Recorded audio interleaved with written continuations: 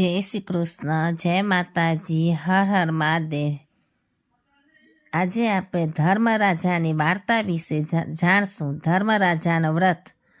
આ વ્રત પોષ મહિનામાં મકર સંક્રાંતિના દિવસથી લેવામાં આવે છે અને 6 મહિના પૂરા થાય છે ત્યાં સુધી આ વ્રત કરવામાં આવે છે। વ્રત કરનારે વહેલા ઉઠી સ્નાનાદિથી પરવારી ઘીનો દીવો કરવો અને ધર્મરાજાની વાર્તા વાંચવી કે સાંભળવી। એ વખતે ધર્મરાજાનો જય, ધર્મરાજા રાજા ધર્મ એમ બોલવું। એક ગામમાં ગરીબ બ્રાહ્મણ બ્રાહ્મણી રહેતા હતા। તેમને 2 છોકરા અને એક વિધવા છોકરી હતી। તેઓ ગરીબ હોવા છતાં દરરોજ એક અતિથિને જમાડ્યા વગર ન જમવાનો નિયમ લઈને બેઠા હતા। પ્રતિકૂળ સંજોગોને લીધે જો કોઈ અતિથિ ન મળે તો ચકલાને ચણ અથવા ગાયોને ઘાસ નાખીને પછી જ જમવું એ તેમનો નિયમ હતો। એક વખત ચોમાસામાં જોરદાર વરસાદ તૂટી પડ્યો। સતત 4 દિવસ સુધી વરસાદ વરસતો રહ્યો। આવા વરસાદમાં બ્રાહ્મણના આંગણે કોણ અતિથિ આવે? અરે, ચકલુએ ફરકતું ન હતું। આથી 3 જણાનો 4 દિવસ ઉપવાસ થઈ ગયા। તેઓ મૂંઝાઈ ગયા, પણ ભગવાનના ઉપર શ્રદ્ધા રાખીને તેઓ બેસી રહ્યા। છેવટે ભગવાનને દયા આવી।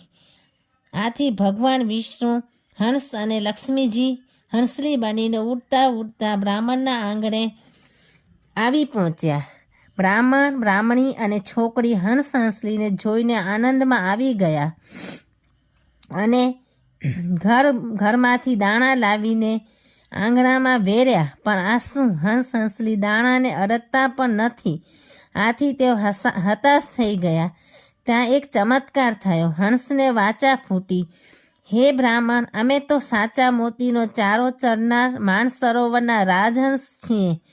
આ સાંભળી બ્રાહ્મણ દંપતી વિચારમાં પડી ગયું, કારણ કે તેઓ ખૂબ ગરીબ હતા। છતાં હિંમત કરીને બ્રાહ્મણી ગામના ઝવેરી પાસે 1.25 શેર સાચા મોતી માંગવા ગઈ।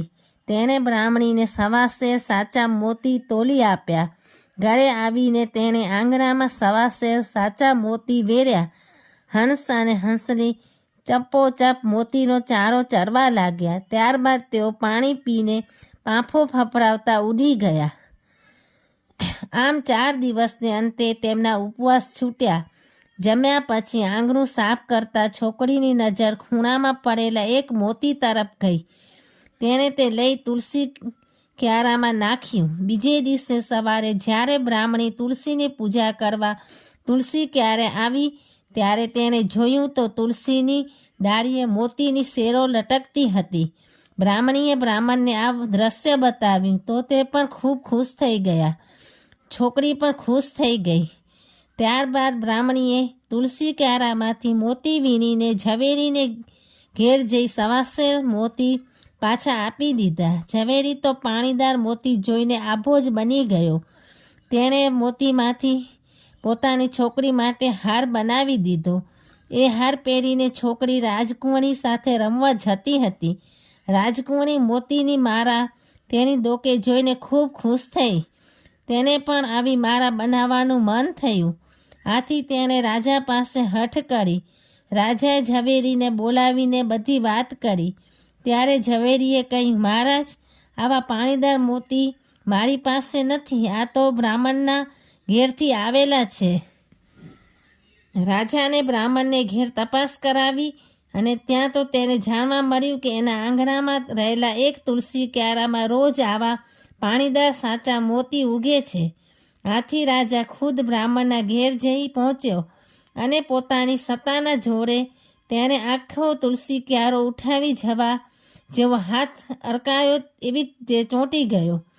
આ દ્રશ્ય જોઈ એક વિદ્વાન પંડિત બોલી ઉઠ્યા, મહારાજ, આ તો બ્રાહ્મણના ઘરનો તુલસી ક્યારો છે। તેના સતના પ્રતાપે તેમાં મોતી પાકે છે। તમે બ્રાહ્મણની માફી માંગો તો કદાચ તમારા હાથ છૂટી જશે। રાજાને પોતાની ભૂલ સમજાય। તેણે બ્રાહ્મણ પાસે માફી માંગી। બધાના આશ્ચર્યની વચ્ચે એ જ વખતે રાજાના હાથ છૂટા થઈ ગયા। રાજા શરમાઈને ત્યાંથી ચાલ્યો ગયો। સમય ખૂબ ઝડપથી પસાર થવા લાગ્યો। પરદેશ કમાવા ગયેલા દીકરાઓ પાછા આવી ગયા। બ્રાહ્મણ બંને પુત્રોને પોતાની બહેનને ત્રીજો ભાગ આપવાનું કહી મૃત્યુ પામ્યો. બ્રાહ્મણી પણ તેના પગલે સ્વર્ગે સિધાવી ગઈ. બંને પુત્રોએ થોડા વખત પછી લગ્ન કર્યા અને સંસારમાં પડ્યા. તેઓ માતા પિતાનો નિયમ ભૂલી ગયા, પરંતુ છોકરીએ એમનો નિયમ જાળવી રાખ્યો. તે હંમેશા અતિથિને જમાડીને પછી જ જમતી હતી, દાન પુણ્ય પણ કરતી હતી. સ્વાર્થથી અંધ બનેલા પુત્રોએ તેમની પત્નીની ચઢમણીથી બેનને ભાગ આપવાનું બંધ કર્યું અને તેમના ઘેર જતાં પણ બંધ થઈ ગયા. થોડા વખતમાં બેન માંદી પડી અને ટૂંકી માંદગીમાં તે મૃત્યુ પામી. તેના મૃત્યુના સમાચાર સાંભળતા ભાઈઓ આવી પહોંચ્યા અને બેનને સ્મશાને લઈ ગયા. બેનનો આત્મા શુદ્ધ હતો, પવિત્ર હતો.